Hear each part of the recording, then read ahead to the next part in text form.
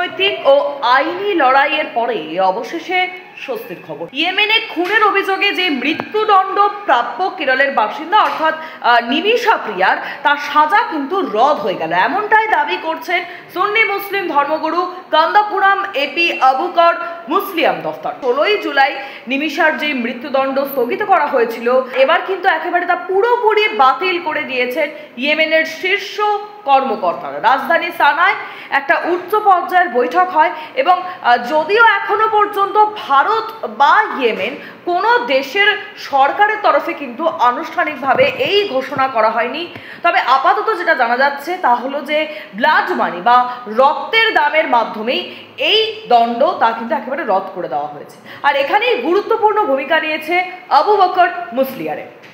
অপেক্ষা এখন শুধু সরকারিভাবে নিশ্চয়তা যে এই নিমিষার মুক্তি কি সত্যি নিশ্চিত।